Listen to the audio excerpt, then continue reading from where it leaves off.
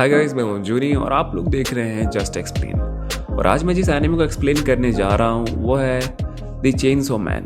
और इसकी काफ़ी ज़्यादा हाइप थी, तो फाइनली एनिमे आ चुका है। तो मैंने सोचा क्यों ना इसका एक्सप्लेनेशन स्टार्ट किया जाए, क्योंकि वैसे भी अपना द ब्लडी असैसिन ख़त्म होने वाला है। ठीक है, सो बिना किसी डिले के वीडियो को स्टार्ट करते हैं।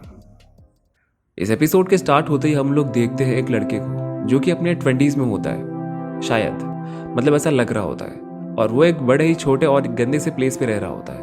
और जिसके बाद कि वो और उसका पेट, जिसका नाम कि पुचीता होता है, जो कि एक तरह का मॉन्स्टर लग रहा होता है, वो दोनों काम पर निकल जाते हैं। और रास्ते में जाते वक्त हम उस लड़के के बातों को सुनते हैं, और जहाँ पर कि हमें मालूम पड़ता है कि वो लड़का मे भी कर्जे में है, और वो उस कर्जे को पे करने के लिए अपनी एक किडनी, अपनी एक आंख और इवन अपना एक अखरोट भी बेच चुका है। अखरोट समझते हो ना, टेस्टिकल्स। लिटरली यार, मुझे पता नहीं था अखरोट भी बेच सकते हैं। खैर, और उन सभी को बेचने के बाद भी वो अपने कर्जे को अभी भी पूरा चुका नहीं पाया है। और वो इसीलिए मॉन्स्टर हंट भी करता है, क्योंकि उन्हें इससे बहुत ज़्यादा पैसा मिलता है। जिसके बाद कि उसे एक मॉन्स्टर दिख जाता है, और वो अपने पेट मॉन्स्टर की हेल्प से, जो कि एक तरह के चेनसो में कन्वर्ट हो जाता है, उसकी हेल्प से उस मॉन्स्टर को मार गिराता है। और वहाँ पर एक आदमी आ जाता है और वो उस लड़के को डेंजी के नाम से बुलाता है, यानी कि उस लड़के का नाम डेंजी है।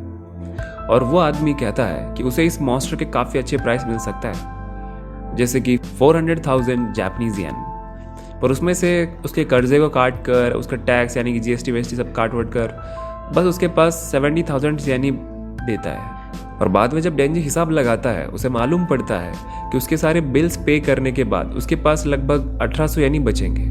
और ये 1800 येन है, 1800 रुपये नहीं है। ठीक है, मतलब लगभग इसमें सिर्फ 2 बंडल ब्रेड मिल जाए, दैट्स इट। और इसीलिए उनके डिनर में बस ब्रेड खाकर ही उन्हें काम चलाना पड़ेगा।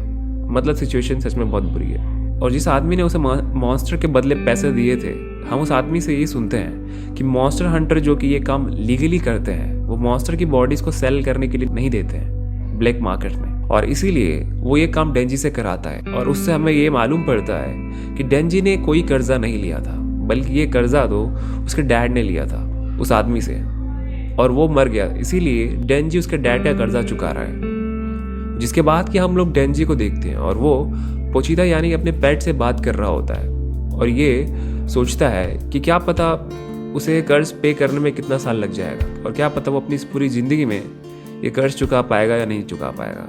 और उसके बस एक ही इच्छा होती है कि मरने से पहले उसकी एक गर्लफ्रेंड हो। जिसके बाद कि सीन पास्ट में शिफ्ट हो जाता है, और हमें पोचीता और डेंजी का पास्ट दिखाया जाता है, जहाँ पर हम लोग देखते हैं कि डेंजी के डैड मर चुके होते हैं। और वो आदमी उससे कहता है कि मुझे तुम्हारे डैड के लिए हुए पैसे वापस चाहिए। अब उनको नहीं मांगता तुम क्या करो या क्या नहीं करो, ठीक है, मुझे वो पैसे वापस चाहिए, वरना वो उसके टुकड़े टुकड़े करके बेच देगा। और तभी उस आदमी के जाने के बाद डेंजी को वहाँ पर पहली बार पोचीता दिखता है, और वो काफ़ी घायल होता है, और वो मरने के कगार पर होता है। कि तभी डेंजी सोचता है कि वो उसे बचाएगा, और इसीलिए वो पोचीता को उसका ब्लड पीने के लिए कहता है, क्योंकि वो मॉन्स्टर ब्लड पीकर खुद के इंजरीज को हील कर सकते हैं।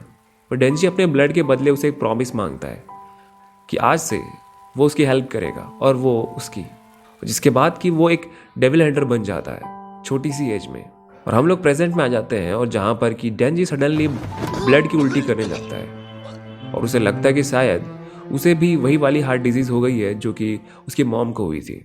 और तभी वहाँ पर वो आदमी आ जाता है, और उसे कहता है कि डेंजी तुम्हारे लिए एक और मॉन्स्टर हंटिंग वाला काम है।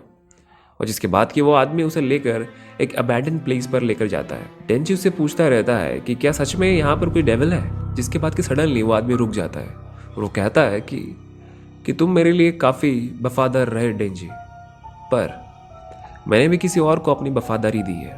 और तभी वहाँ पर पीछे से एक आदमी, जो कि वैसे तो आदमी नहीं लग रहा होता है, वो एक तलवार को डेंजी के आर पार कर देता है, और उससे पोचीता भी नहीं बच पाता है। और तब मैन डेविल सामने आता है, और वो डेंजी को बताता है कि उसे डेविल हंटर से नफरत है, क्योंकि वो उस जैसे डेविल्स को मारते हैं। और वो उसे बताती है उसने उन डेविल हंटर्स को थोड़ी सी डिमोनिक पावर दी, और उसके बदले उन्होंने उसे अपनी लॉयल्टी, जबकि उन्हें पता था कि इस डिमोनिक पावर के बदले वो लोग एक टाइम बाद ज़ॉम्बी बन जाएंगे, क्योंकि वो एक ज़ॉम्बी डेविल है। और वो ज़ॉम्बी डेविल उन सभी ज़ॉम्बीज़ को कहती है कि वो डेंजी को मार कर उसके टुकड़े टुकड़े करके कचरे में फेंक दे। और डेंजी उनसे बचकर भागने की कोशिश करता है और पुचिता भी मरने की कगार पर होता है, पर उनकी तादाद काफ़ी ज़्यादा होती है और वो लोग उसे पकड़ लेते हैं और उसे काफ़ी बेरहमी के साथ मारने लगते हैं। और डेंजी सोच रहा होता है कि आखिरकार क्यों उसके साथ ये क्यों हो रहा है। वो तो बस एक नॉर्मल लाइफ चाहता था। जिसके बाद कि हम लोग देखते हैं जैसे कि उस ज़ॉम्बी डेविल ने ऑर्डर दिया था, ठीक उसी तरीके से उन्होंने डेंजी को मार कर उसके टुकड़े करके उसे डंप कर दिया होता है। जिसके बाद कि उसकी ब्लड की ड्रॉप्स पोचिता के मुंह में गिरने लगती हैं और पोचिता होश में आने लगता है। और तभी एक फ्लैशबैक दिखाया जाता है जहाँ पर कि हम लोग देखते हैं कि उन दोनों को काम करते हुए, और डेंजी उसे कहता है कि अगर कभी भी वो डेविल्स को मारते हुए मारा गया तो वो उसकी बॉडी को पोजेस कर ले, क्योंकि उसने सुना है कि कुछ डेविल्स ऐसा कर सकते हैं, वरना पोचिता अकेले पड़ जाएगा। और डेंजी को उसकी काफ़ी फिक्र है और कोई ना कोई डेविल हंटर उसे ज़रूर मार देगा, और इसीलिए वो चाहता है कि वो उसकी बॉडी को पोजेस कर ले और एज अ ह्यूमन की तरह रहने लगे। तो तभी सीन प्रेजेंट में शिफ्ट होता है और हम लोग देखते हैं कि पोचिता डेंजी की बॉडी को रिपेयर करने लगता है, और जिसके बाद कि वो खुद को डेंजी की बॉडी के साथ फ्यूज़ कर लेता है।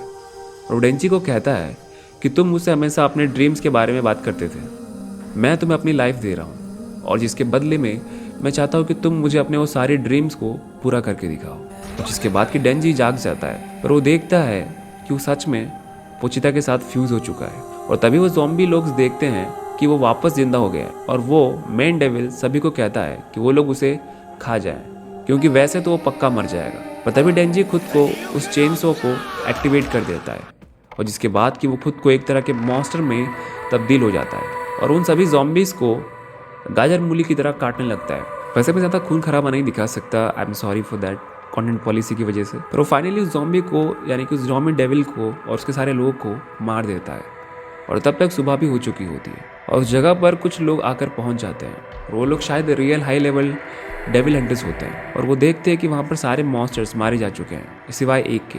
और उनमें से एक लड़की उसके पास आती है और वो कहती है कि तुमसे अलग स्मेल आ रही है, यानी कि ना तो ये स्मेल ह्यूमन की है और ना तो मॉन्स्टर की। तो तभी डेंजी वापस से नॉर्मल फॉर्म में कन्वर्ट हो जाता है और वो कोलैप्स होने लगता है कि तभी वो लड़की उसे पकड़ लेती है और वो समझ जाती है कि वो एक ह्यूमन है।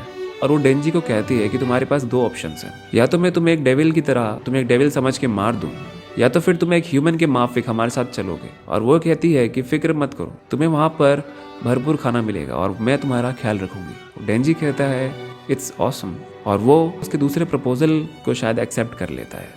और इसी के साथ ये एपिसोड यहीं पर ख़त्म हो जाता है। इसके बाकी एपिसोड भी बहुत जल्दी अपलोड करने वाला हूँ, so please stay tuned for the next episodes, okay.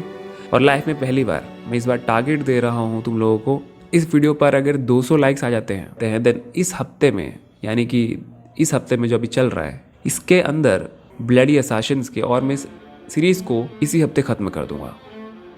तो अगर तुम लोग ऐसा चाहते हो तो इस वीडियो पे 200 लाइक्स कर दो। And again thanks for watching.